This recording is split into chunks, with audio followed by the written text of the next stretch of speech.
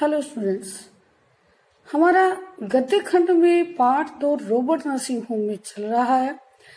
Part 2 Robert nursing home में कन्हैयालाल मिश्र प्रभाकर द्वारा रचित है। यह एक रिपोर्टाज है। इस रिपोर्टाज में लेखक ने 3 विदेशी नर्सों के आत्मसमर्पण एवं सेवा भाव का वर्णन किया है। ये 3 नर्सें हैं, क्रिस्टेल्ड, मदर टेरेसा और मदर मार्गरेट। इन तीनों के सेवा भाव एवं आत्मसमर्पण का इस पाठ में वर्णन किया गया है। एक बार सन 1951 में लेखक को इंदौर में जाना पड़ता है। वहां पर इनकी परिचिता अचानक से एक भयंकर रोग की चपेट में आ जाती है। उसे लेकर रॉबर्ट नर्सिंग होम जाना पड़ता है। वहां पर कक्ष में सबसे पहले नर्सिंग होम की अध्यक्षा मदर टेरेसा आती हैं। उनके सेवा भाव का और उनके परिचय का अध्ययन हम पूर्व के वीडियो में कर चुके हैं। आइए आज आगे का अध्ययन करते हैं। तीसरे पहर का समय, थर्मामीटर हाथ में लिए यह आई मदर टेरेसा और उसके साथ एक नवयुवती, उसी विशिष्ट धवल वेश में, गौर और आकर्षक।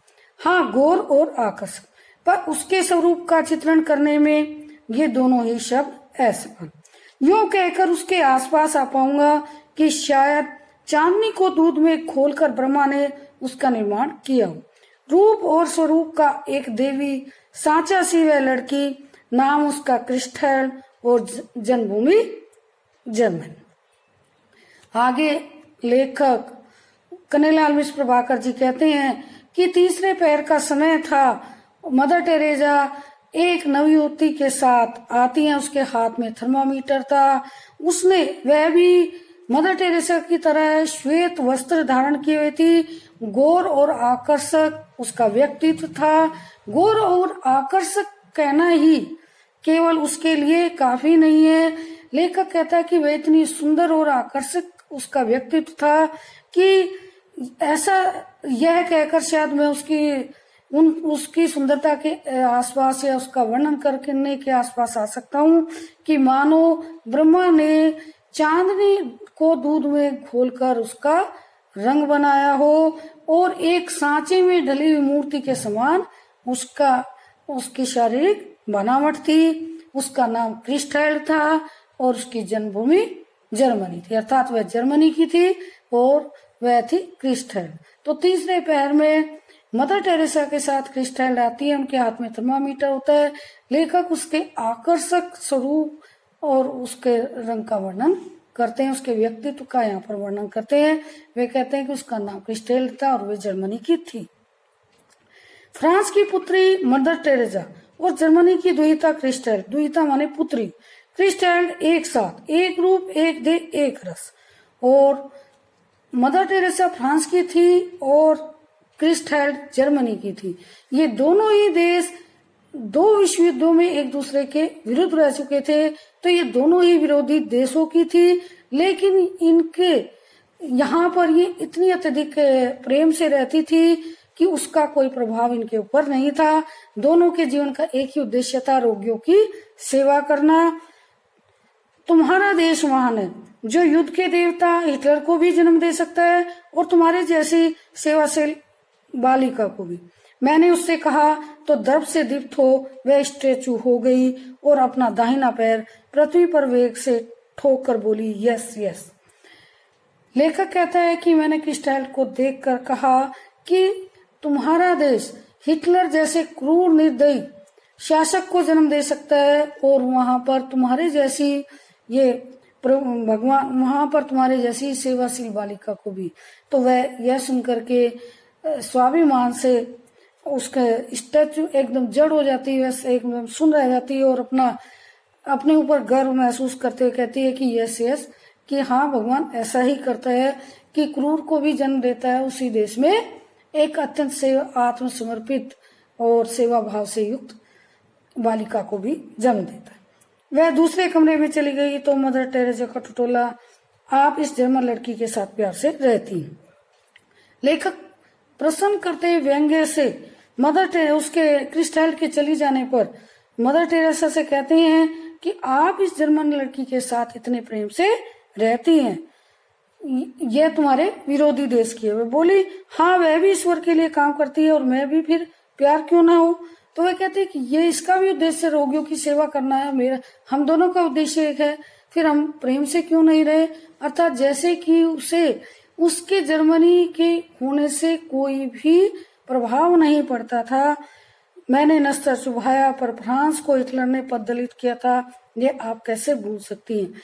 मैंने उसे वहां के हिटलर की याद दिलाई कि हिटलर ने तो फ्रांस को तबाह कर दिया था। मैंने इस तरीके से उसे व्यंग्य पूर्वक चुभने वाली बात कही। आप उसे कैसे भूल सकती हैं। नस्त तेज था, चुभन गहरी, पर मदर का कलेजा उससे अछूता रहा। बोली हिटलर बुरा था, उसने लड़ाई छेड़ी, पर उससे इस लड़की का भी घर ढह गया और मेरा भी, हम दोनों एक हैं। मदर टेरेसा ने प्रत्युत्तर देते हुए कहा कि हिटलर बुरा था और उससे इस लड़की का भी घर तबाह हो गया और मेरा भी, हम दोनों एक हैं। अर्थात उससे हिटलर बुरा था, उससे इस लड़की का क्या मतलब, क्या उसका इससे संबंध, हम दोनों एक। मदर टेरेसा ने झूम में इतने गहरे डूबकर कहा कि जैसे मैं उनसे उनकी लड़की को छीन रहा था और उन्होंने पहले ही दाव में मुझे चारों खाने दे मारे। और मदर टेरेसा ने एक टूक होकर ही बात कहा कि हम दोनों एक ही हैं, कि जैसे मैं उसको अलग करना चाह रहा हूं, इस प्रकार से उसने एक बार में ही उत्तर दे दिया। मदर चली गई। मैं सोचता रहा, मनुष्य के बीच मनुष्य ने ही कितनी दीवारें खड़ी की हैं, ऊंची दीवारें, मजबूत फौलादी दीवारें, भूगोल की दीवारें, जाति वर्ग की दीवारें, कितनी मनहूस, कितनी नगण्य, पर कितनी अजय। तो लेखक ने कहा कि मदर टेरेसा के चले जाने पर उनके क्रिस्टल के संबंध में उनका उत्तर सुन करके मेरे मन में ऐसे विचार उत्पन्न हुए कि मैं सोचने लगा कि संसार में मनुष्य ने ही मनुष्यों को आपस में, स्वार्थपरायण मनुष्यों ने, स्वार्थी मनुष्यों ने मनुष्यों को आपस में लड़ाने के लिए न जाने कितनी दीवारें खड़ी की हैं। वे स्थान की सीमाओं की दीवारें, जाति की दीवारें, वर्ग की, जाति वर्ग की दीवारें, न जाने कितनी भेदभाव की दीवारें खड़ी की है। तो ये स्वार्थी मनुष्यों ने की है। ईश्वर ने तो सभी को समान बनाया है, इसलिए यहाँ पर जो भी इस संसार में आकर भेदभाव की भावना उत्पन्न की है, वह स्वार्थी मनुष्यों ने अपने स्वार्थों को पूरा करने के लिए मनुष्यों के अंदर स्थापित की।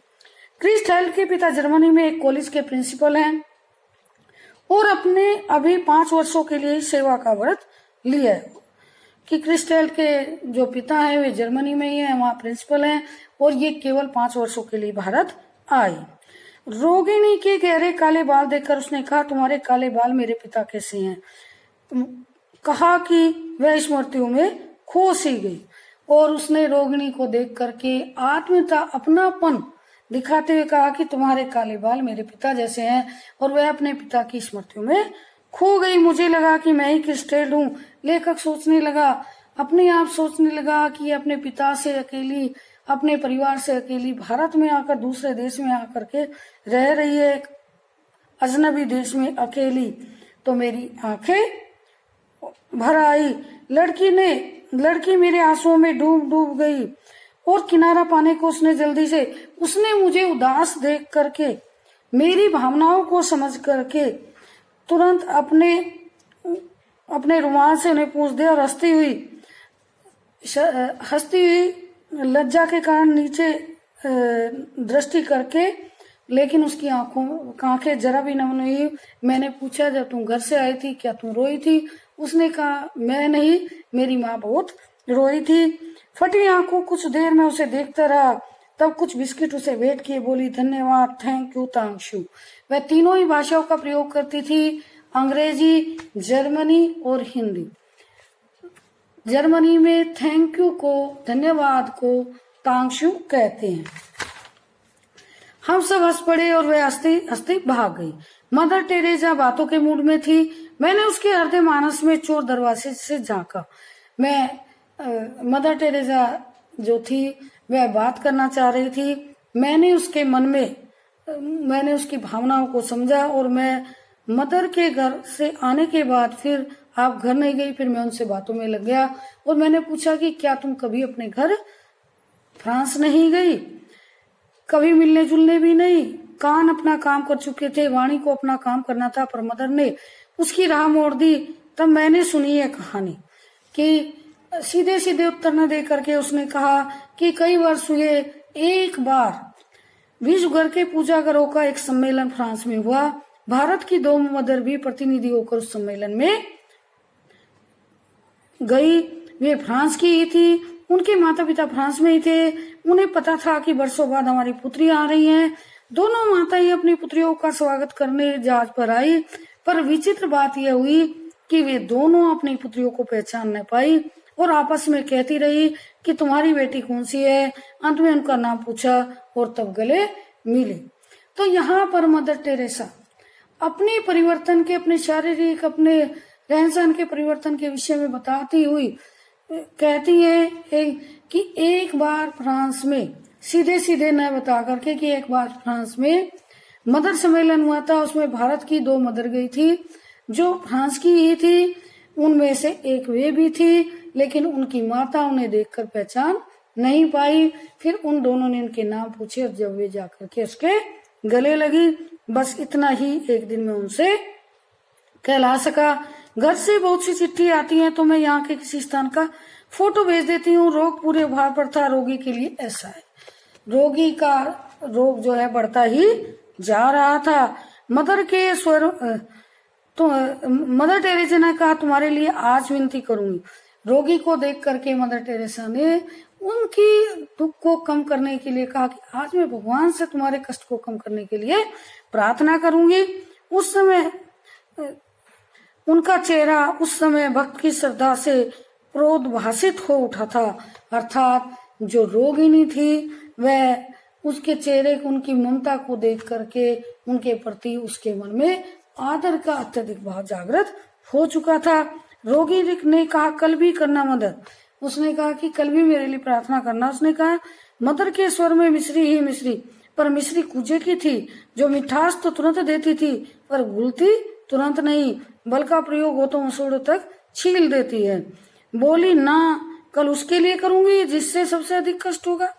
कहने का भाव यह था कि तुम्हारा दुख कम हो जाएगा भगवान की कृपा से, अतः कल तो मैं उसके लिए करूंगी जो सबसे अधिक दुखी होगा। जैसे 1000 वाट का बल्ब मेरी आंखों में कौंध गया। मैंने बहुतों को रूप से पाते देखा। मैंने बहुतों को, इस गद्यांश पर ध्यान दीजिए, मैंने बहुतों को रूप से पाते देखा, बहुतों को धन से और गुणों से भी बहुतों को पाते देखा था, पर मानवता के आंगन में समर्पण और प्राप्ति का यह अद्भुत सौम्य स्वरूप आज अपनी आंखों देखा कि कोई अपनी पीड़ा से किसी को पाए और किसी का उत्सुक सदा किसी की पीड़ा के लिए ही सुरक्षित रहे। तो यहाँ पर लेखक कहते हैं कि मैंने इस संसार में प्रसिद्धि पाने के विविध विविध तरीके देखे। मैंने देखा कि कोई अपने धन से दूसरे को अपनी ओर आकर्षित करता है, कोई अपने गुणों से, किसी विशिष्ट गुण के कारण दूसरों को अपने ओर आकर्षित करता है, उसे अपना बना लेता है, और कोई अपने धन से दूसरे को, उसके धन के बल पर दूसरे को अपना बना ले लगता है। लेकिन आज मैंने यहाँ नर्सिंग होम में मानवता की इस आंगन में अपना सब कुछ रोगियों के लिए समर्पित करने वाला अद्भुत स्वरूप, आज मैंने दूसरों की श्रद्धा और आदर प्राप्त करने वाला अद्भुत ही मैंने एक विचित्र ही दृश्य मैंने देखा कि मदर टेरेसा अपने समर्पण भाव और सेवा भाव के कारण दूसरों की श्रद्धा और आदर का पात्र थी। हर कोई उनका आदर करता था। तो यहाँ पर जिस प्रकार से रोगी ने, कि कोई अपनी पीड़ा से किसी को पाए, कि यहाँ पर रोगी ने अपने रोग के द्वारा मदर टेरेसा की सहानुभूति, उसके का सेवा भाव प्राप्त, उसका कोई श्रद्धा प्राप्त की, और मदर टेरेसा ने अपने समर्पण और सेवा भाव से दूसरे की पीड़ा को दूर करके ही वह आदर और दूसरे की श्रद्धा प्राप्त करती थी। धन्यवाद। आगे के वीडियो में हम इसके आगे के पाठ का अध्ययन करेंगे।